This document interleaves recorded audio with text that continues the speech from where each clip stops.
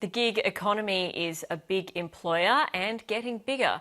More than 900,000 workers, or 7% of the workforce, used a digital platform like Uber or Airtasker for employment in the past year.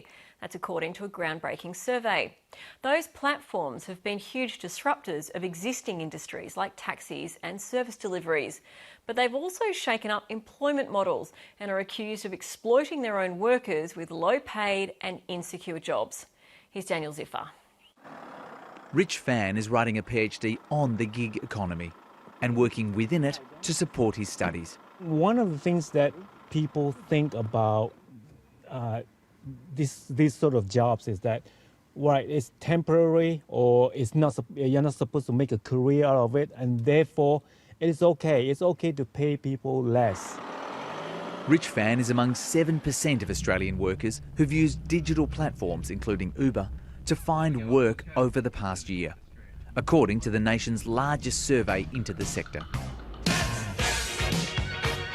The gig economy uses smartphone applications to match workers with short-term assignments from consumers. Over time, over 13% of people have gained work in this way is pretty extraordinary. That means more than 1 in 10 people in Australia have been earning income through accessing work via platforms. Airtasker is the most popular platform used by Australian workers in the gig economy.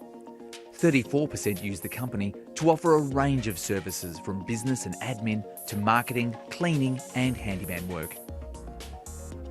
More than 22% of workers use the ride-sharing firm Uber, followed by 11% who turn to the crowdsourcing marketplace website FREELANCER. Food delivery services Uber Eats and Deliveroo account for about 10 and 8%. There's a whole new strata of our workforce which are being seduced into work through glossy new apps. Unbeknownst to them, what's actually happening is they're being drawn into exploitation. The survey, which was commissioned for an inquiry into the gig economy for the Victorian Government, found men and people aged 18 to 34 years of age were the largest users. One of the things we observed in the responses is that if you were a temporary resident, or if you were working in food and transport, for example, you are more likely to be more reliant on that income. The survey found people working in the gig economy earned on average $32 an hour.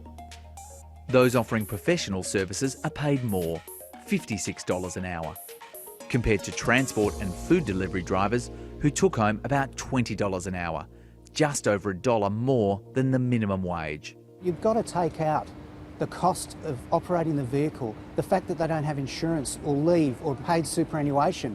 When you take that into account, they are way below the minimum wage. No wonder there is pressure and downward pressure on wages in our economy. When getting from A to B is as simple as pushing a button, it hasn't been an easy ride. Uber launched in Australia in 2012, undercutting taxi fares and rocking the market. Shortly after, food delivery services Deliveroo, Uber Eats and Foodora shook up restaurants. But a legal challenge about whether riders were employees caused Foodora to quit Australia, owing millions.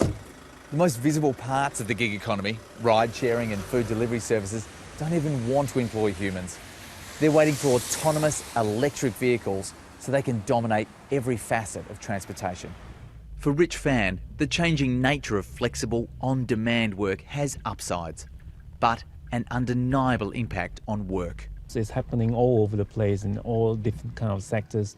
You know, you have subcontracting in different ways, and you have people on casual contracts. So the gig economy, I think it's larger than what sometimes we think it is.